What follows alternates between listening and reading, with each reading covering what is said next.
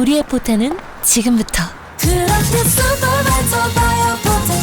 피부 속 포텐을 깨워 스스로 지켜내도록. 우리 포텐은 지금부터야. 가져봐 피부 포텐 슈퍼 바이럴 크림 아이오페. 큰 박수 부탁드립니다. 네, 안녕하세요. 저는 이제 대신경제연구소에 지금 일을 하고 있고요. 대신경제연구소는 앞서 잠깐 이제 앞에 계신 분들이 설명하셨겠습니다만, 국내 ESG 평가를 하는 자문기관입니다. 국내에 크게 한 세 군데가 있는데, 앞서 김성식 교수님이 말씀하셨던 그도 한 기업이 나오던데, 한국기업지배구조연구원, 서스틴베스트, 그리고 대신경제연구소 이 한 3개사가 상장기업 중심으로 ESG 평가를 합니다. 그래서 저는 거기 근무를 하고 있는 상황이고요.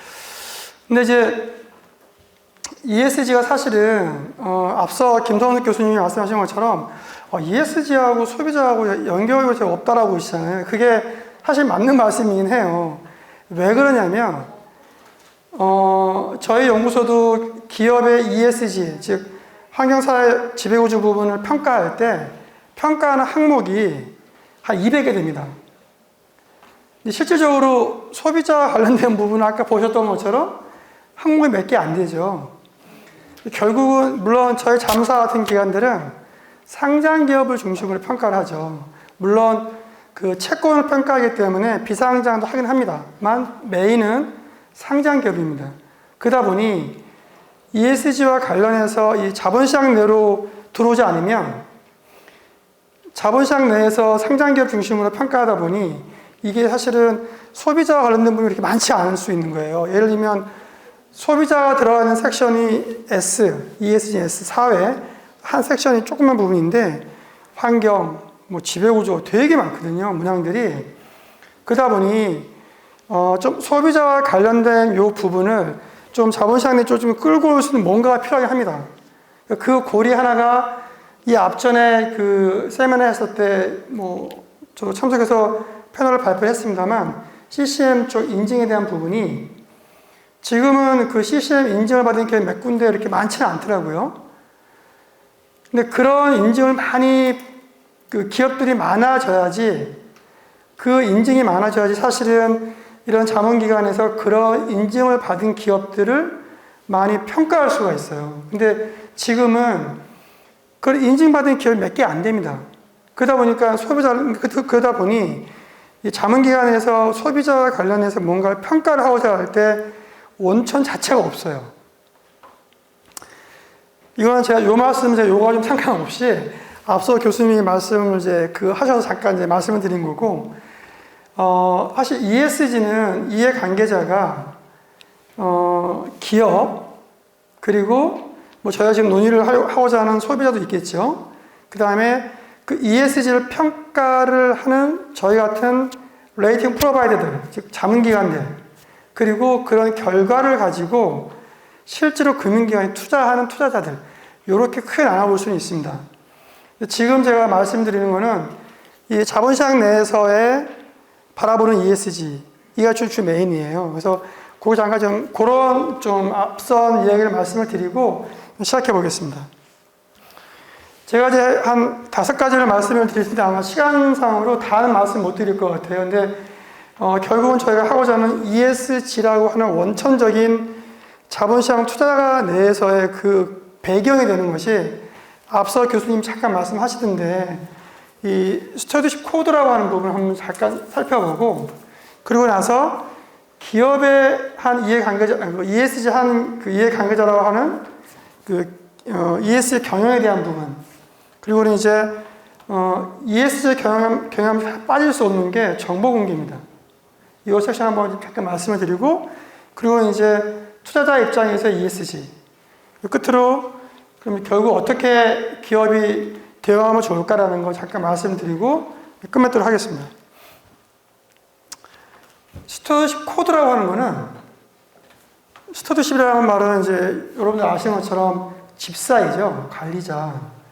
유럽에서 큰 대부호들에 붙어 있는 관리자, 즉 스튜어드, 자산을 보유하고 있는 금융기관이 그런 집사 관리인, 재산 관리인 입장에서 무엇을 어떻게 해야 되는지를 그 원칙을 만드는 지침이 스튜어드십 코드입니다. 영국에서 이제 출발을 하죠. 여기 있는 것처럼 한국은 2016년 말에 이 코드가 제정이 됩니다. 그래서 금융기관들, 투자자들은 이 지침 하에 많은 기업들에 대해 투자를 하게 되죠. 그리고 여기서 말하는 투자라는 건 단순히 주식만 사는 게 아니라 채권 사는 것만 말하는 것이 아니라 뭔가 잘못됐을 때 그 기업에 대해서 관여한다고 그러죠. 인게이지먼트 한다고 그러는데 그런 걸 하게 돼요. 이 지침의 원칙에 기반해서. 자, 보면 그 지침이라고 하는 것이 전체적으로 한 7개 정도의 지침을 갖고 있습니다. 이건 한국에서 만든 지침인데 금융기관 투자자들은 이 지침 하에 움직이고 그래서 지금 최근에 나오는 ESG 투자라고 하는 게 바로 이 지침에서 움직이는 것들입니다. 그래서 저희가 이 스튜어드십 코드라고 하는 게 뭔지 좀 대략적으로 한번 살펴보는 것도 의미가 있다고 봐요. 그래서 잠깐 보시는 것처럼 이 원칙의 3번, 4번, 5번을 잠깐 보시면 금융기관이 투자한 투자 대상 회사를 주기적으로 점검한다는 말은 무슨 말이냐면 예를 들면 국민연금에서 국민연금은 이제 금융기관이 아닙니다만 모 자산운용사가 특정 기업의 주식을 매입을 했어요. 그러면 그 매입한 기업에 대해서 지속적으로 계속 모니터링을 합니다. 미디어든 공시든. 그래서 이게 궁극적으로 기업 가치나 주주 가치에 훼손이 되는 일인지를 계속 모니터링 한다는 게 첫 번째. 이거 원칙 3번이고. 그러니까 4번은 이렇게 함에 있어서 구체적으로 어떤 절차나 방법을 가지고 할 거냐를 딱 명문화 시켜 놓습니다. 명문화. 5번째는 이렇게 뭔가를 해서 최종적으로 상장기업이나 비슷한 마찬가지지만 주주총회에서 뭔가 이렇게 활동을 했는데 그래도 기업이 뭔가 변화가 없어요. 그럼 주주총회에서 그 주식을 가지고 있는 지분을 가지고 있는 금융기관이 직접 행사를 합니다.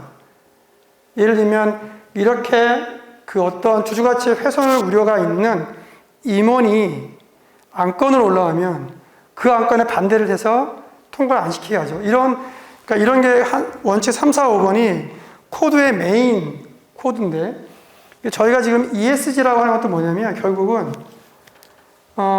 저희가 지금 오늘 주제인 소비자라고 하는 게 결국은 사회에 들어가는 섹션이긴 하지만 지금 현재까지는 소비자와 관련해서 이렇게 극단적으로 어떤 이 원칙을 도입해서 하는 경우는 많지 않은 것 같아요.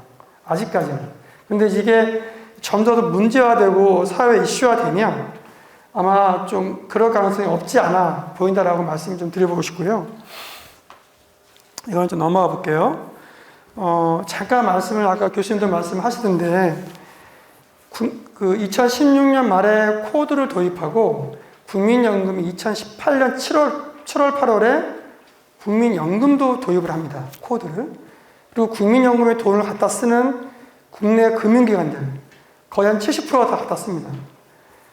한 29개 정도의 금융기관이 있는데 전부 다 그 코드를 도입했어요. 그러니까 국내 국민연금뿐만 아니라 모든 금융기관들은 이 코드의 원칙대로 해야 된다라고 하는 그 원칙을 가지고 있다는 의미죠. 자, 볼게요. 왜 그러냐면 국민연금부터 돈을 갖다 쓰는 금융기관들은 갖다 쓰려면 뭔가 평가를 받아야 될 거잖아요. 평가를 받을 때 여기 보면 스튜어드십 코드를 도입했는지 여부 그리고 실제로 얼마만큼 잘 하고 있는지 여부를 평점을 매깁니다. 그러다 보니 국민연금에 돈을 갖다 쓰려고 하는 운용사들 입장에서 보면 원칙을 도입하죠. 네. 자, 그러니까 이런 거 국민연금을 했기 때문에 한 것도 있겠지만 기본적으로 백그라운드는 이런 게 있기 때문에 그렇습니다. 왜냐하면 영국에서 처음 출발했다 그랬죠. 보시면 이런 코드를 도입했을 때 도입하기 전 한 5년 평균 이렇게 보니까 주주가치 할 때 많이 얘기하는 것이 이 배당 성향인데, 이 배당 성향이 코드를 도입하기 전 5년 평균보다 도입한 이유가 좀 더 높더라 라는 그런 백데이터를 가지고 이 코드가 나쁘지 않은 거네 라는 그런 확신을 갖게 되는 겁니다. 물론 이거는 이제 해외에서의 사례이고 국내에서는 좀 달라지긴 해요. 어쨌든 이런 걸 근본으로 하게 됩니다. 그러니까 코드는 이렇습니다. 그러니까 코드에 대한 좀 이해가 저희가 좀 있어야지 결국 코드 다음에 ESG 다음에 이런 이제 사회 영역 쪽에 이 소비자 부분 내려올 수 있는 것이 아닌가라는 생각이 들고요. 이걸 잠깐 말씀드리기 전에 ES 경영은 사실 저는 이제 2015년부터 저는 이제 사실은 증권사 애널리스트 출신입니다. 그러니까 석유화 업종을 전공하던 애널리스트인데 저도 한 이제 19년 정도 하다가 일로 왔는데 저는 15년부터 여기를 이 일을 하고 있고요.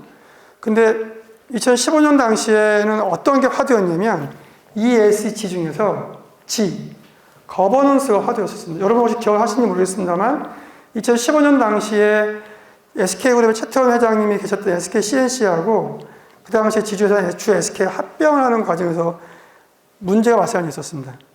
그리고 그해 롯데그룹 형제 그 경영권 분쟁이 발생하고 그리고 삼성물산, 제일모직이 여러분 다 아시죠? 이런 이슈에 계속 그 ESG 중에서 지배구 중심으로 쭉 왔다가 2020년 작년부터 ESG로 이제 좀 트렌드로 바뀌어가요. 근데 차이는 뭐냐면 거버넌스는 그 당시에 주식시장에서 자본시장에서부터 이슈화가 됩니다. 경영권 분쟁이 일어나고 이러니까 이렇게 버텀업으로 쭉 갔다 그러면 작년부터 불었던 ESG는 탑다운 방식입니다. 오너가 대주주가 ESG 경영을 선포하면서부터 시작이 돼요. 근데 밑에는 뭔가 준비가 안 되어 있는데 그러다 보니 지금처럼 약간 이제 우왕좌왕하는 일이 벌어지고 있는 거죠. 뭔가 이 거버넌스는 밑바닥부터 시작해서 올라왔다 그러면 저희 지금 ESG는 버텀업을 이렇게 탑다운실에서 아직 실무진 땅에서 뭔가 갈팡질팡한 이게 뭐지? 이걸 왜 해야 되는 건지부터 시작하는 이런 의문점들이 많이 생기고 있는 거고, 그래서 기업이 필요한 ESG 경영, 아까 잠깐 말씀을 드렸습니다만 이해관계자는 이렇게 크게 4개로 볼 수 있습니다. 사실은 기업, 그 다음에 자문사 같은 레이팅 프로바이더, 그리고 투자자, 죄송합니다.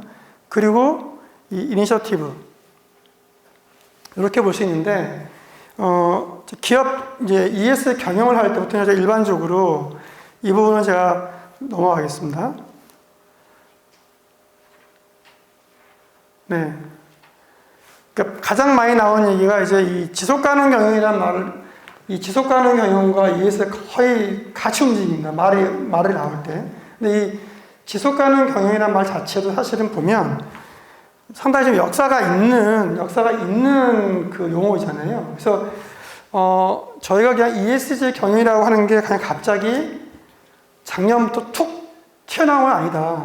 글로벌이 지속가능 경영이라는 큰 테마 하에 움직여왔다는 것에 어떤 인식이 저희가 좀 필요하지 않을까라는 생각이 좀 들고요.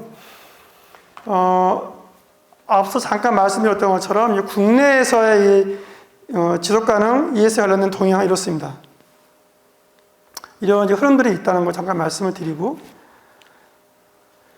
그래서 결국은 이제 그 기업의 ESG 경영과 결부시킬 수 있는 가장 핵심적인 키워드는 기업의 정보 공개인 것 같아요. 보시는 것처럼 보시면 전통적으로 경영 관점에서 이렇게 보면 보통 이제 경영 전략을 세워서 제품이나 서비스를 개발하잖아요. 이 경영 전략 하에서.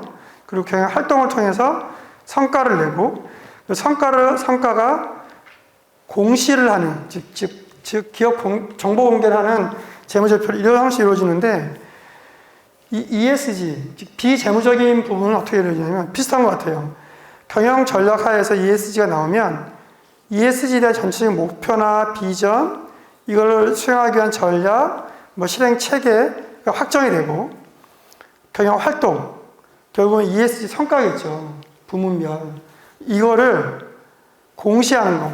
아까 말씀하신 김성숙 교수님 말씀하셨던 이 지속 가능 경영 보고서가 기업 공개를, 정보 공개라고 하는 측면으로 접근하는 것은 재무적인 거나 비재무적인 거나 틀에서는 큰 차이가 없다라고 우선 이해될 수 있고요. 그래서 기업의 정보 공개에 대한 유형들입니다. 사실 보면 저희가 이 기업들은 보면 이런 큰 테마, 이런 큰 카테고리 내에서 기업이 보유하고 있는 정보를 공개하게 되는데 어떤 것들은 되게 의무적으로 좀 들어와 있죠. 어떤 것은 자율도 있고. 근데 지금 트렌드는 의무로 많이 바뀌어가고 있어요. 자율로 있던 것도 예를 들면 상장기업 중심으로 지배구조 보고서라고 하는 게 2019년 이후에 자산이 2조 원 이상 기업들은 공개를 했는데 이게 2조 원, 그러니까 2022년부터는 1조 원 이상으로 그 의무가 이제 좀 확대가 됩니다. 물론 자율적으로 공시가 가능하죠. 왜냐하면 여기에 범주에 해당하지 않으면. 근데 이것도 아마 점점 그 폭이 넓어질 것 같아요. 그래서 전반적으로 기업의 정보 공개는 좀 의무적으로 많이 바뀌어가고 있는 트렌드에 있다라고 저희가 좀 이해를 하는 게 좀 나을 것 같고요. 이 부분은 저희가 이제 이 기업의 정보 공개 관련해서 글로벌리 움직이는 흐름입니다. 사실 유럽도 아까 말씀드린 것처럼 이렇게 이미 2006년부터 다시 시작이 됐었어요. 심지어 뭐 중국이나 이런 기업들도 작년, 금년 이렇게 트렌드를 갖고 있죠. 그래서 저희도 결국은 이런 지배구조 의무 공시 내지는 지속가능 경영 보고서 이런 것들이 기업의 정보 공개를 통해서 기업의 ESG 경영을 좀 추구하려고 하는 한 축으로서 많이 움직이는데 이게 되게 글로벌리 움직이고 있다. 좀 저희 이해를 할 필요가 있을 것 같습니다. 이 보시면 이렇게 어떤 규제, 의무들은 어떤 법률이겠죠. 규정이고. 근데 이게 보시는 것처럼 글로벌리 관련된 이런 금융 정책들이 사실은 2000년부터 급증합니다. 2000년부터. 그러니까 저희는 2020년 작년부터였죠. 그러니까 이미 글로벌리 이런 그 ESG 지속 가능 이런 관련된 정책들, 각국의 정책들이 급속히 늘어나게 되는 모습을 보여서 이게 큰 테마로, 큰 흐름으로 지금 다가오고 있다는 걸 좀 이해를 할 필요가 있을 것 같아요. 네, 이건 아까 김성숙 교수님 말씀하시는 것 같은데, 흐름은 이제 이렇습니다. 이건 예를 드는 겁니다. 이거 유럽에. 어떤 스탠스냐면, 유럽은 기업으로부터 기업에게 비재무 정보를 공시하라는 어떤 지침인데, 그러니까 정부가 기업한테 비재무 정보를 공시하라고 의무를 이제 부여하죠. 그러면 동시에 이 지속가능 금융 공시규제라고 해서 금융회사에게 너희들이 투자한 기업에 대해서 그 기업이 제대로 기업 정보를 공개하고 있는지를 감시해라 라는 의무를 이 금융기관에 부여합니다. 금융기관에.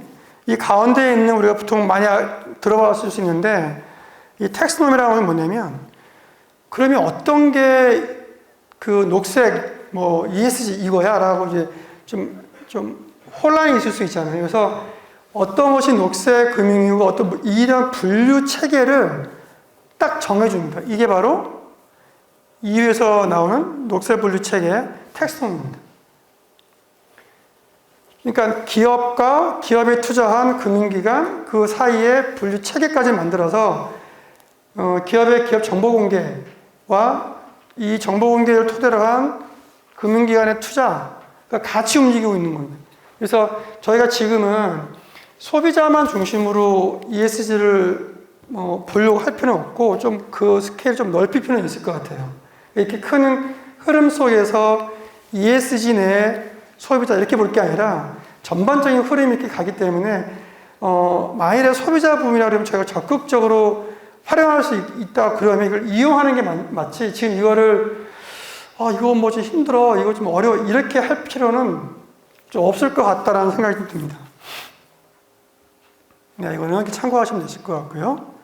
네, 이거는 이제 잠깐 이것도 역시 교수님 잠깐 말씀하시던데, 비재무정보가 즉 환경에 인한 영향을 재무적으로 어떻게 반영시킬 거냐라는 문제가 논의가 많이 되고 있어요. 네, 그래서 이런 이제 아까 말씀하시던데 SSB, 사스비 같은 경우는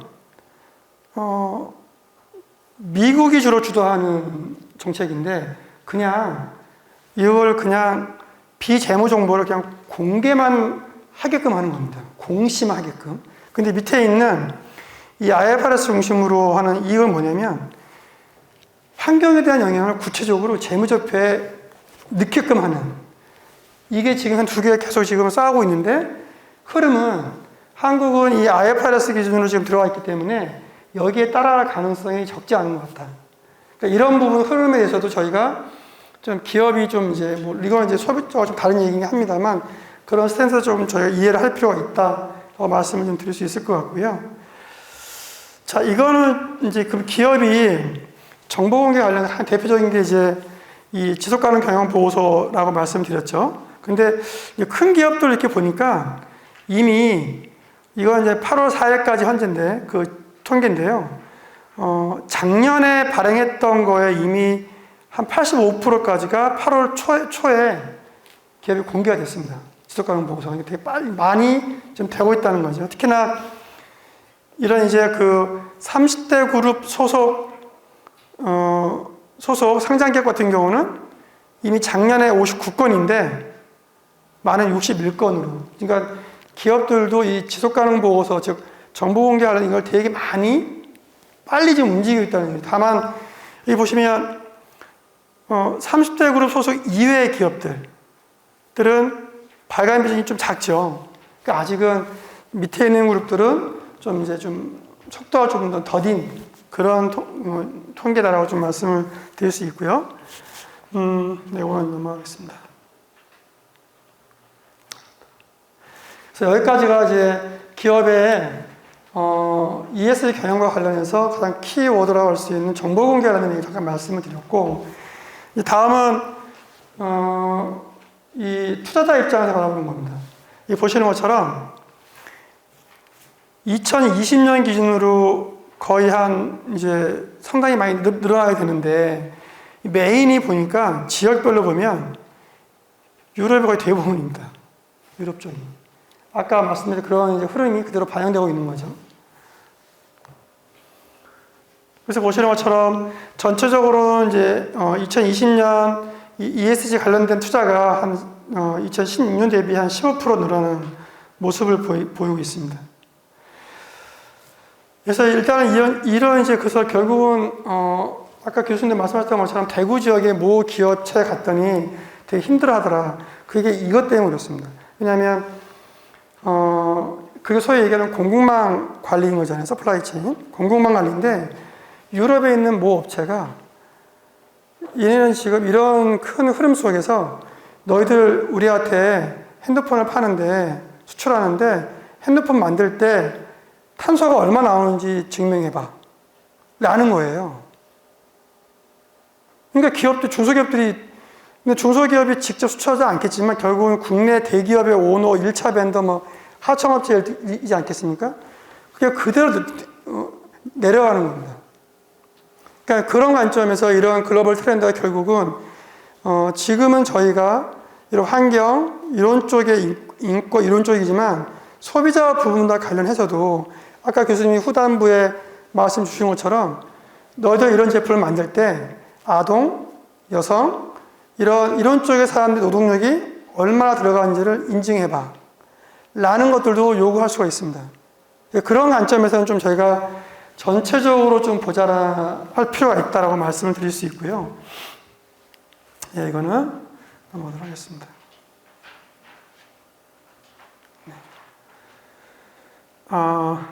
네, 이거는 이제 그 전 세계 가장 큰 투자가가 누구냐면 여기서 나오는 블랙락이라고 하는 이제 이 기업이에요. 이 기업은 어마어마하게 커서 여기 나오는 인게이지먼트 주주 관여 활동을 많이 하는데 얘네가 하는 거 보니까 이 ESG가 이렇게 있죠. ESG. 절대 숫자는 대부분 거버넌스가 많죠. 그죠? 즉, 자기가 투자한 기업에 대해서 너희들 이러한 거를 이렇게 해줘라고 하는 그 관여 활동에 대한 것들이 대부분 거버넌스 지배구조가 많은데 지금과 폭을 보면 환경이 제일 많습니다. 근데 아직은 뭐 소셜은 사실은 절대량은 뭐 제일 많지는 않지만 소셜 역시 작년 대비 증가폭은 적지 않은 높은 비율이에요. 그러니까 이게 결국은 글로벌 투자자가 국내 주요 기업한테 인게이지먼트를 하면 그게 결국은 내려갑니다. 아까 말씀드린 그냥 하청 밴드 쪽으로 그런 관점에서는 저희가 좀 주의할 필요가 있다는 생각이 들고 실제로 이 블랙락이 기후나 환경 쪽에 자기네들이 투자한 기업인데 뭔가 정보 공개를 잘못했거나 하지 않았거나 했을 때 그 담당하는 임원이 만일에 주총에서 재선임 안건으로 올라오면 반대한 사람이 이렇게 많다는 거예요. 아무 이유 없이 너희들 기업 환경이나 이런 기후 쪽에 대한 공시가 너무 부족해. 근데 그 담당 임원이 누구야? 근데 그 담당 임원이 주총에 안건으로 올라오면 반대해버린 사례가 있다는 겁니다. 이거는 글로벌, 아직 국내에는 그런 사례가 없는데 저희가 좀 이제 국민연금이나 공적 연기금들은 아마도 비슷하게 아마 갈 수도 있는 좀 상황이지 않겠나라는 생각이 좀 듭니다. 마지막으로 이거 하나 말씀드리고 좀 정리하겠습니다. 그럼 앞으로 그럼 기업이 어떻게 좀 했으면 좋겠나라는 부분인데 첫 번째는 인식의 전환인 것 같아요. 인식의 전환. 그러니까 예를 들면 그 중장기적인 기업 가치의 개선이 재무성과 이외에도 ESG라고 하는 이 비재무 요소에 의해서도 결정이 될 수 있다라고 하는 임직원들의 인식 전환이 우선 첫 번째 필요하다라는 생각이 들고 두 번째는 그럼 우리가 어떻게 ESG 경영을 해요? 뭐 기반도 없는데 하지만 경영 진단은 할 필요는 있어요. 이게 정부에서 지원을 받든 아니면 뭐 이런 말씀드리기 좀 그렇지만 저희는 이런 거를 전문으로 합니다. 전문적으로 도와드리고 어떻게 하지 뭐 카운슬링 해드립니다. 또한 그 글로벌 트렌드 상으로 봤을 때 ESG 경영에 대한 진단 필요하다. 왜? 그 기업이 갖고 있는 핵심 ESG가 뭔지를 알아야 되잖아요. 우리 회사의 ESG의 핵심 키워드는 뭐지? 예를 한번 들어볼까요? 제가 사실은 화학 담당 애널리스트라고 했죠. 제가 알고 있던 화학기업 중에 하나가 이런 제품을 만듭니다. 여러분 신고 계신 신발에 푹신푹신한 거 있죠? 고무 같은 거. 이거를 만들 때 어떻게 만드냐면 석유화 그 다음 단계에서 그 폭스겐이라고 하는 독가스가 들어가요. 그 부풀릴 때 폼을 만들려면. 근데 이 기업이 뭘 개발했냐면 폭스겐 대신 수소를 넣어서 폼을 만드는 그 기술을 개발한 거예요. 자, 그러면 폭스겐이라고 하는 것은 엄청난 탄소 배출을 일으키는 제품이거든요. 이거를 안 쓰고 덜 씀으로써 생길 수 있는 그런 효과 하나. 두 번째는 수소로 쓰니까 원가가 3분의 1로 줄어듭니다. 원가가. 그래서 그 기업은 ESG를 어떤 의무감으로 해야 되는 그렇게 봐야되는 게 아니라 자기네들의 핵심 키워드로 ESG를 바라 접근한 겁니다.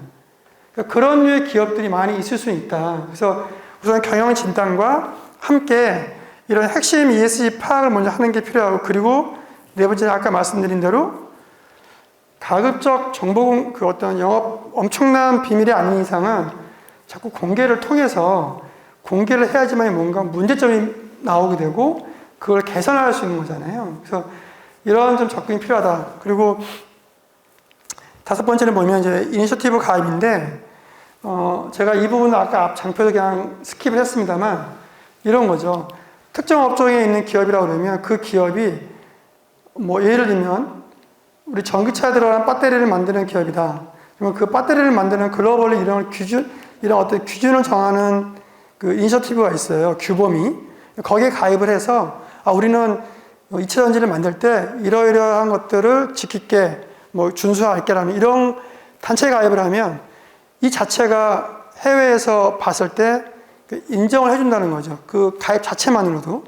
그래서 뭐 이런 이제 이니셔티브에 대한 가입, 그리고 뭐 국내 인증도 필요하겠지만, 그래서 저희 기업 입장에서 보면 조금은 지금은 그냥 이왕 다가온다라고 그러면 좀 능동적으로 접근할 필요는 있겠다 싶어요. 어차피 다가올 거라 그러면 이거를 무시하고 그냥 한 번 지나가는 흐름? 물론 이제 그 속도나 이 중량감은 조금 떨어질 수 있겠죠. 이전보다. 근데 그 방향성은 바뀌지 않을 것 같다. 그냥 글로벌 트렌드를 보면 방향 자체는 속도나 이런 건 있을 수 있지만, 그래서 만약 그렇다 그러면 저희가 그 수동적이 아니라 좀 능동적으로 좀 접근할 필요는 있겠다 싶습니다. 이 사례는 이제 실제로 그런 투자가들이 국내 기업들, 이런 국내 기업들 대상으로 아까 말씀드린 주주 관여, 즉 인게이지먼트를 한 사례들입니다.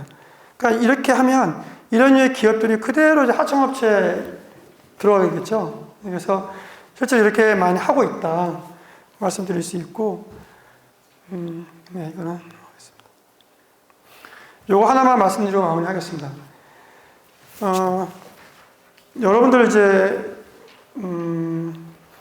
기업체를 바라볼 때, 물론 소비자 입장에서도 기업체를 바라볼 때 어떤 상태인지를 좀 볼 필요가 있는 것 같아요. 예를 들면 탄소, 이산화탄소를 감축할 때 필요한 사회적 비용이라고 해서 얼마만큼 드는지를 이렇게 계산하는 게 있는데, 그 보니까는 탄소의 가격을 선진국 보통 한 75불 정도로 계산을 하고 있습니다.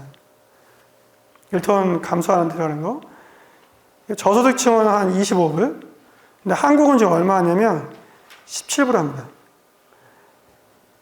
이 가격이 계속 올라갈 거예요. 이 방향으로. 기업들이 비용이 더 가중된다는 얘기죠. 지금 정부가 얘기하는 탄소 중립이라고 하는 게 바로 이런 것들이 지금 기업들이 걱정하고 있는 거죠. 탄소 중립을 하려면 내가 탄소를 뭔가 생산할 때 100톤을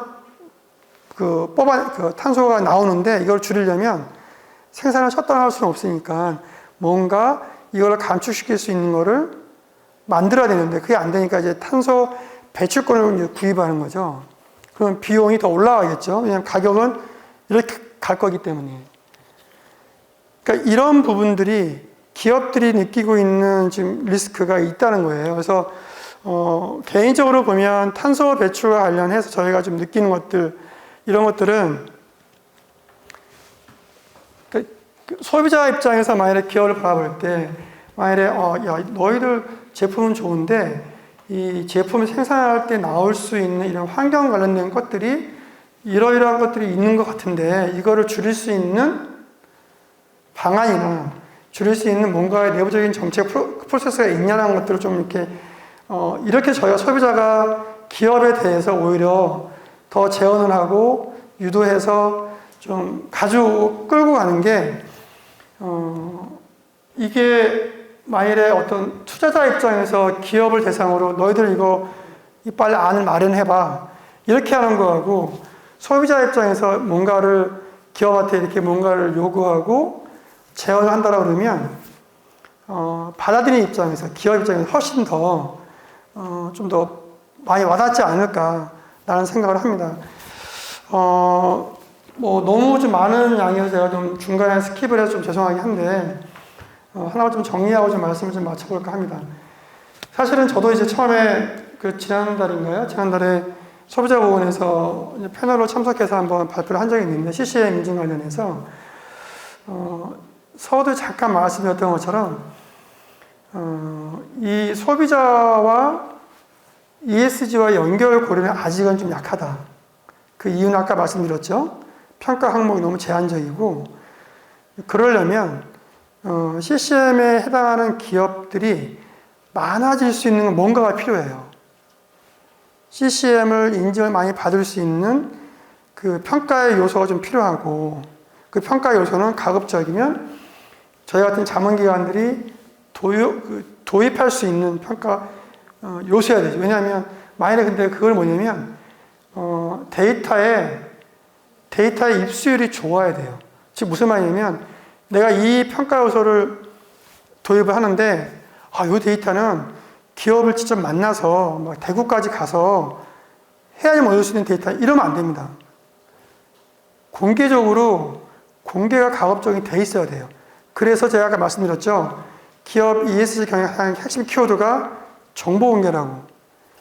그러니까 이런 쪽으로 자꾸 가면 결국은 이 소비자와 관련된 소비자와 ESG가 연결고리는 그런 식으로 뭔가 고리를 찾아가야지 조금 더 좀 힘을 얻는 것 같아요. 소비자는 그냥 지금은 정확히 말씀드리면 뭐 정확한 건 아닙니다만 제 개인 생각은 저는 이제 뭐 25년 동안 자본시장에 있었기 때문에 자본시장으로 들어오지는 못한 것 같아요.